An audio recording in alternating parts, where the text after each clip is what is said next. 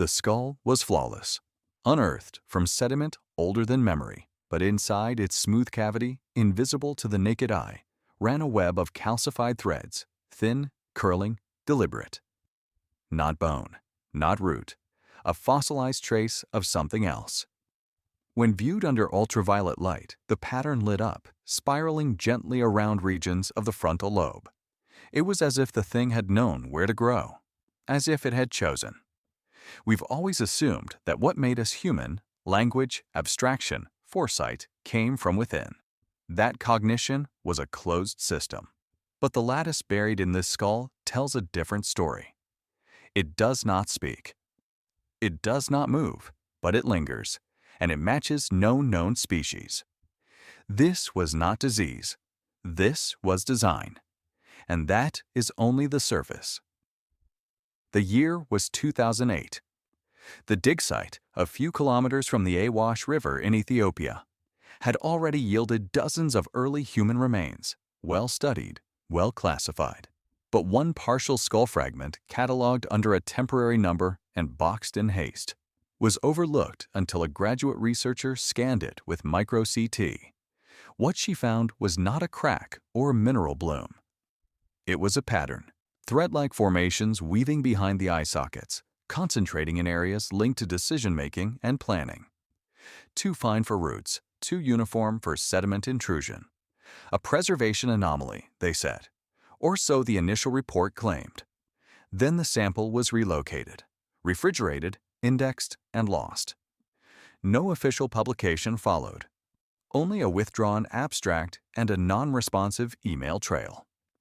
Whispers began to spread through academic circles. Something had been found, then hidden. To understand what happened, we must look at the first trace. The first real shift came not from a lab, but from an archive. In 2016, a German parasitologist named Dr. Lukas Hecht was compiling comparative scans of ancient brain cases for a study on cranial parasites in early mammals. By chance, he loaded an overlooked CT file from Ethiopia, labeled only as HSS-41. What caught his attention was the internal texture. Delicate ridges like filament tracks appeared in the anterior regions of the skull. They followed no vascular pathway. And when he overlaid modern neuroanatomy, the alignment was unnerving. These patterns clustered precisely around the prefrontal cortex. Hecht contacted a colleague in Rabi who had recently scanned cranial remains from a site in Jebel Irhoud. To their surprise, and then concern, the Moroccan sample showed the same internal ridges. Not identical, but undeniably similar in position, scale, and pattern. And under polarized light, both contained degraded organic residues, protozoan sheath material, but with no known match. From here, the story shifts into territory no one expected. The chain of events that led to the discovery had no single beginning, but one moment stands out. In 1971, a misrouted shipment arrived at the Muséum National d'Histoire Naturelle in Paris. Among crates of fossil, fragments was a container never meant to be catalogued there. Inside, not bones, but endocasts. Silicone replicas of cranial interiors used to model ancient brain shapes. They came from excavations in the Afar Triangle, conducted under a now-defunct colonial research program. Dr. Emile Vartan, a neurobiologist with no background in anthropology, volunteered to examine them for cortical morphology. He worked alone at night in the fluorescence lab. And under UV light, he noticed something strange: thin, branching lines. Unlike blood vessels, unlike bone scars, they followed the folds of the brain, as if mapping cognition itself. Vartan noted them in his personal journal. He filed a short report, unpublished, and placed it in the museum archives. There it remained, untouched. Decades later, in a cave near the Red Sea hills of Sudan, a new excavation found partial remains of a juvenile hominin, the same striated pattern, but in smaller, developing tissue. Whatever this was, it began early. It followed growth, and it left no signs of illness. But the true origin goes much deeper. The breakthrough came from failure. In 2021, a team at the Nairobi Paleogenetics Institute attempted RNA extraction from a well-preserved Kenyan skull fragment. They expected degradation. They got something stranger. The sample yielded no human sequences. Instead, the analysis showed traces of non-animal eukaryotic RNA. Its structure was incomplete, fragmented, but consistent with an organism that once bound to living neural tissue. Kyoto University took over the modeling. The digital reconstruction of the strands showed affinity for glial cells, not neurons. Support cells, the scaffolding of the brain. This was not parasitic behavior in the traditional sense. No immune response, no destruction. It embedded. It aligned. One postdoc phrased it carefully. It's not attacking the brain, it's joining it. The sequence lacked reproductive markers. No signs of replication. Just presence. Stable, quiet, persistent. What they found should not have existed.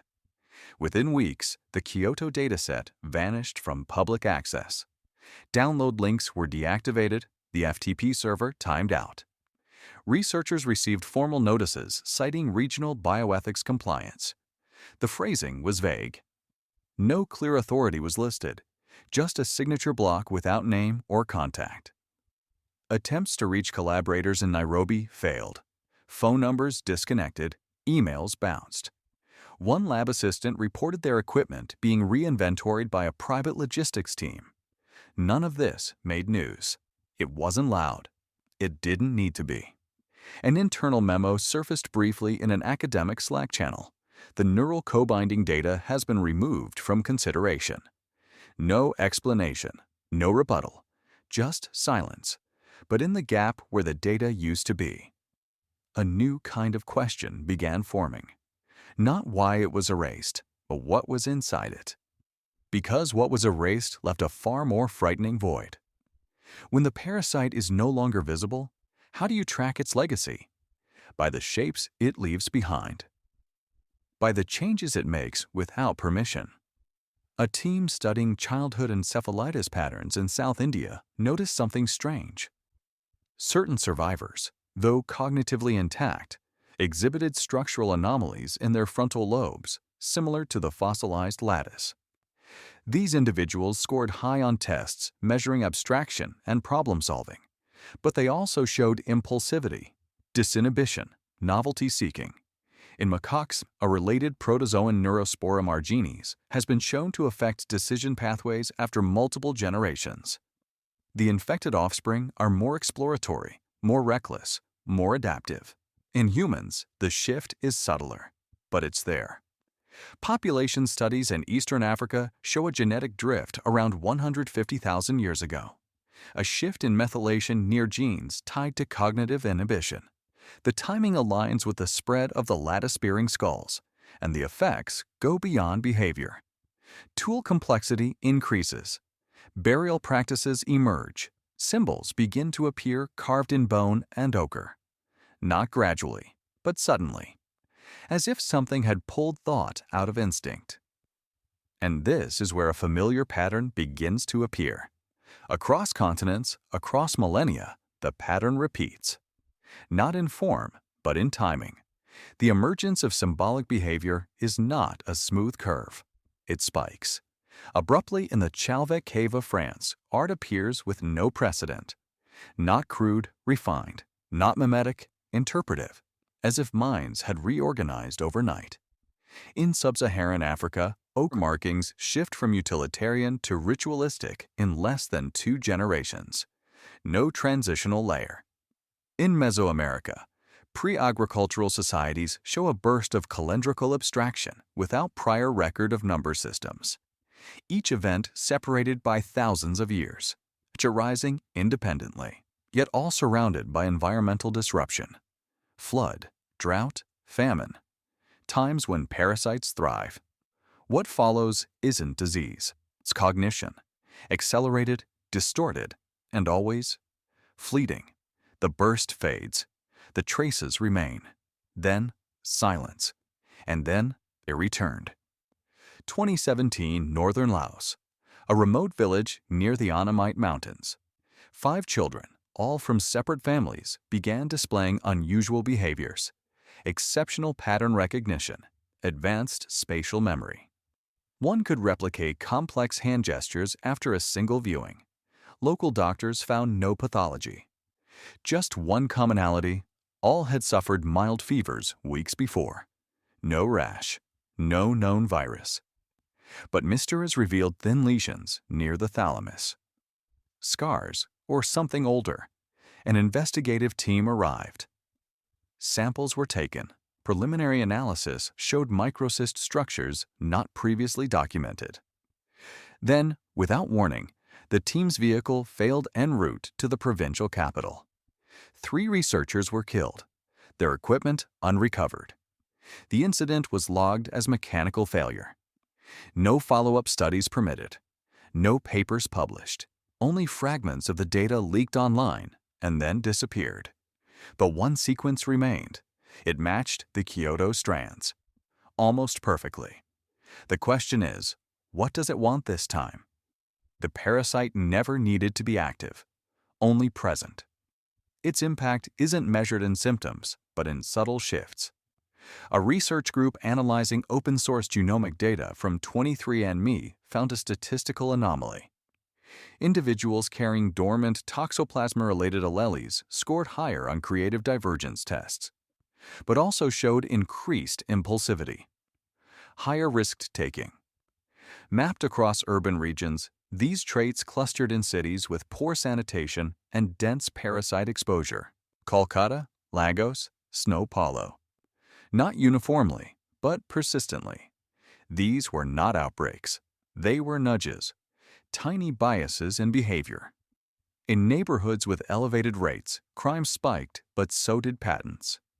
Innovation and instability growing side by side, as if something was pushing for novelty. Regardless of cost, it's not conscious, doesn't need to be. We don't feel the influence. But the data shows we respond to it differently. Generationally, some cities burn out. Others become hubs of change.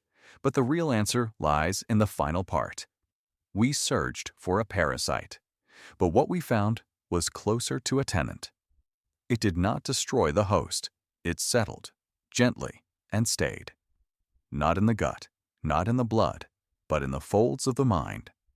Its biology suggests no hunger, no replication, no immune response. It lived beside thought, nested between cells that support memory, attention, imagination, and over generations it shaped the architecture around it. Not by force, by presence. An ancient commensal organism. Not intelligent, but consequential. It took no orders, gave none, but where it stayed, cognition changed. We think it was a parasite, but perhaps it was a scaffold, a forgotten co-author of our awareness. And what it offered was not survival.